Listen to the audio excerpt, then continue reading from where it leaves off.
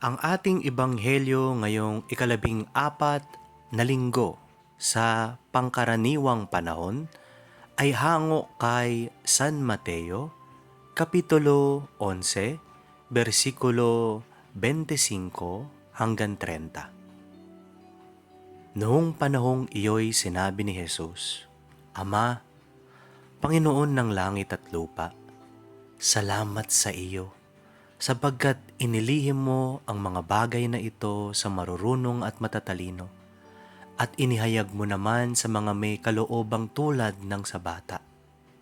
Oo, Ama, sapagkat ganon ang nais mo.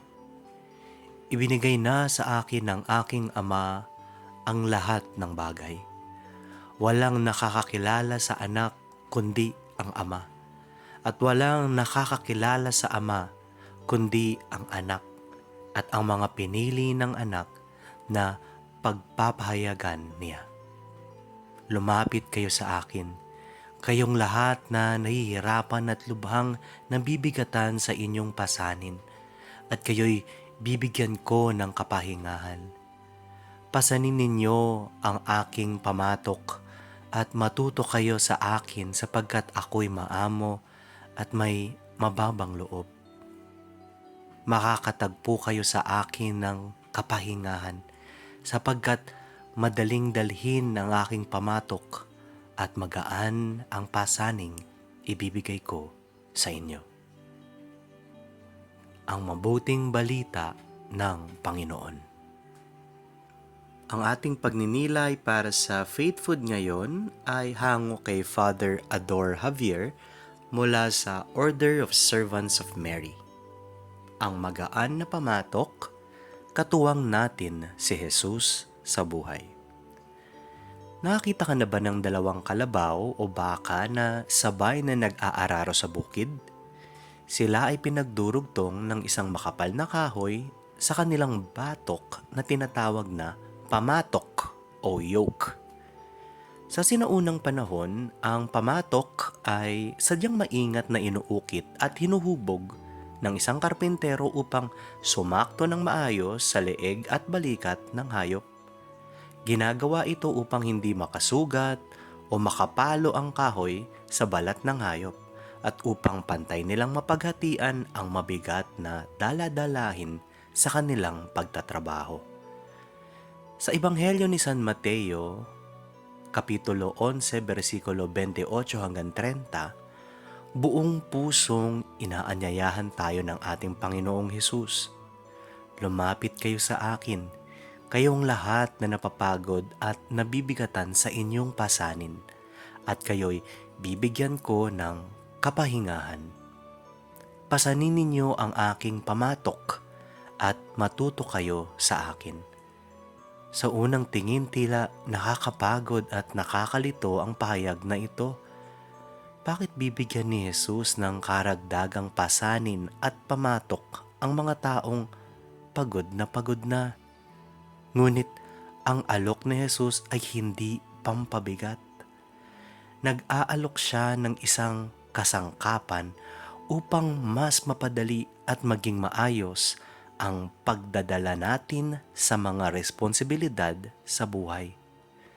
Noong panahon niya, ang pamatok ng mga Pariseyo at mga guro ng kautusan ay puno ng mahigpit na batas at walang awang mga panuntunan na lalong nagpapahirap sa kaluluwa ng mga ordinaryong tao. Ang pamatok naman ng ating mundong ginagalawan ngayon ay ang walang katapusang paghahabol sa yaman, kasikatan, at ang nakakapagod na pag-aalala para sa ating kinabukasan. Sa ating pang-araw-araw na buhay, madalas nating pinapasan ang mabibigat na problema ng mag-isa sa ating trabaho, pamilya, sa matinding pinansyal na pangangailangan, at maging ang bigat ng ating mga kasalanan at pagkabigo. Sinusubukan nating dalhin ang buong mundo sa ating sariling mga balikat, kaya tayo ay madaling sumusuko at nawawalan ng pag-asa. Subalit, ang paanyaya ni Jesus bilang isang mag-aaral o apprentice niya ay ganito, "Halika, maging katuwang mo ako sa pamatok. Sabay nating buhatin ito." Ang kanyang pamatok ay magaan at madaling dalhin.